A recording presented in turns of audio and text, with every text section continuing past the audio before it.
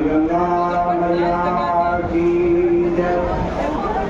बोल सत्य सनातन धर्म की जय। बोल वैशाख महात्मा की जय। पतित पावनी कलिमल हारिणी मंगलकारी मोक्षदायी माँ गंगा मैया का ये पवित्रतम तीर्थ हर की पेड़ी ब्रह्मकुंड है। वैशाख का पावन महीना चल रहा है। वैशाख महात्मा आप प्रत्येक दिन श्रवण कर रहे हैं। वैशाख महात्मा के हम 19वें अध्याय पे पहुँचे हैं। व्याध शंख मुनि से प्रश्न कर रहे हैं। विष्णुमुद्दिश्य कल्पत्या धर्मा भागवता शुभा शुभावातत्रापि माधवीयाश्च इत्युक्तं तु त्वया पुरा। व्याध ने शंख मुनि से कहा, हे मुनिवर, आपने पहले यही कहा कि भगवान विष्णु को उद्देश्य करके परम पवित्र एवं कल्याणकारी भगवत संबंधित धर्मों को करना चाहिए। उनमें भी वैशाख मास संबंधी सर्वप्रथम बताया। ब्राह्मण वो भगवान विष्णु कैसे हैं, उनका क्या लक्षण है, उनकी सत्ता में क्या प्रमाण है, वह व्यापक प्रभु किन किन साधनों से जाने जा सकते हैं, वैष्णव धर्म कैसे हैं और किनके द्वारा भगवान विष्णु प्रसन्न होते हैं। हे विशाल बुद्धि वाले मुझ किंकर दास से ये सब कहिए।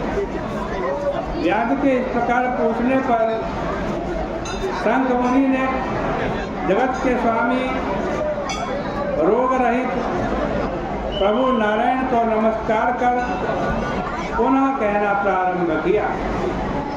शंख मुनि ने कहा, हे व्यास सुनो, मैं भगवान विष्णु के पाप रहित रूप को कहूँगा जो कि ब्रह्मा आदि संलग्न चित्त वाले मुनियों द्वारा भी अचिंत्य है।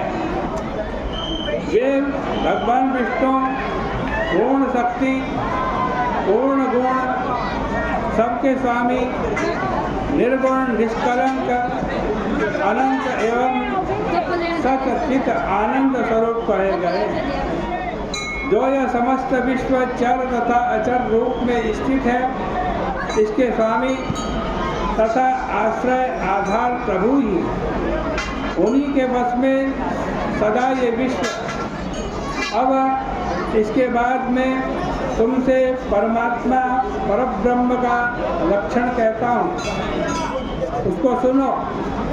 उत्पत्ति, स्थिति तथा संघात या आवृत्ति, जगत में आना जाना, नियमन अर्थात दंड देना, प्रकाश, ज्ञान प्रकाश, बंधन, मोक्ष तथा जीविका, ये जिनकी कृपा के द्वारा होते हैं वो साक्षात ब्रह्म कहलाते हैं। तत्पश्चात ब्रह्मा आदि को भी परमात्मा कहा है। ज्ञानियों ने ब्रह्मा आदि में ब्रह्म पद को उस पद के समीप में रहने वाले पदों से युक्त माना। दूसरों अर्थात उस परब्रह्म परमात्मा के एक एक अंश वाले ब्रह्मादिकों में कहीं भी ब्रह्मता नहीं है। उस महाविष्णु व्यापक ब्रह्म के ये जन्म आदि शास्त्र गम्य है। हे महामते, शास्त्र, वेद, स्मृतियाँ निश्चय रूप से प्रभु का ही प्रतिपादन समर्थन करने वाले तत्स्वरूप पुराण, इतिहास, पंचरात्र तथा महाभारत, इन्हीं के द्वारा महाविष्णु को जाना जा सकता है। अन्य किन्हीं उपायों से वे कभी नहीं जाने जा सकते। वेदों को नहीं जानने वाले मनुष्य विष्णु भगवान को कहीं भी नहीं मानता। वेदों द्वारा जानने योग्य व्यापक सनातन श्री नारायण भगवान को इंद्रियों, अनुमानों तथा तर्कों द्वारा नहीं जाना जा सकता। अपनी बुद्धि के अनुसार किसी प्रभु के जन्म, कर्मों एवं गुणों को जानकर उनके वश में रहने वाले यानी आत्मसमर्पण करने वाले जीव समुदाय जन्म मरण से मुक्त है। भगवान विष्णु का तेज क्रम से देवता, ऋषि एवं पितरों एक एक में स्थित है। उसे प्रत्यक्ष आगम अर्थात वेद वाक्य या आप्तवाक्य एवं अनुमान प्रमाणों से जानना चाहिए। बल, ज्ञान तथा सुख में सर्वप्रथम नरोत्तम को जानना चाहिए। इसलिए ज्ञान विज्ञान संपन्न राजा को 100 गुना अच्छा मानना चाहिए। राजा से मनुष्य एवं गंधर्व, उनसे कहते हैं सुर, और उनसे तत्वज्ञानी देवता 100 गुना श्रेष्ठ है। तत्वाभिमानी देवताओं से भी 7 ऋषि बड़े हैं।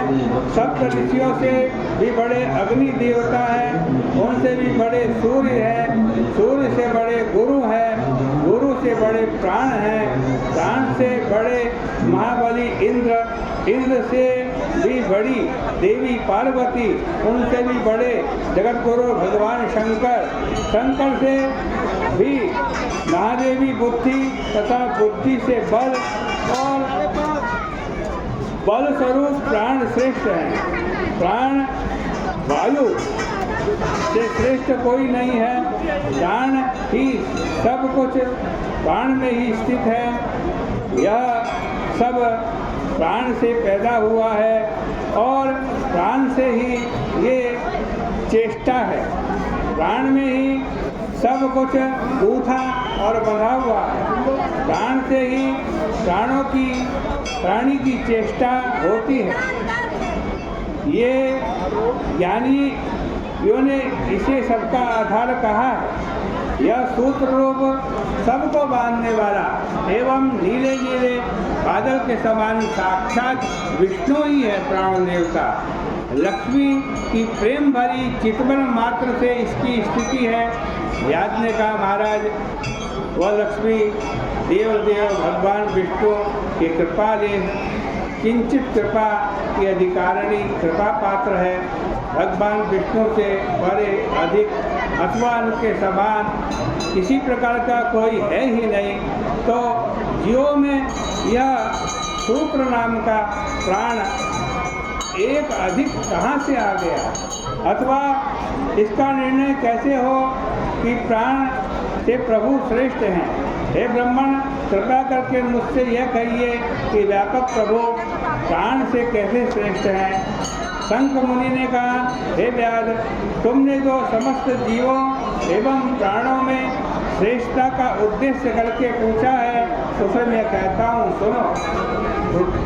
कहते हैं पूर्व काल में जनार्दन सनातन भगवान नारायण ने आज कमल की सृष्टि की। कमल से ब्रह्मादि देवताओं की सृष्टि की।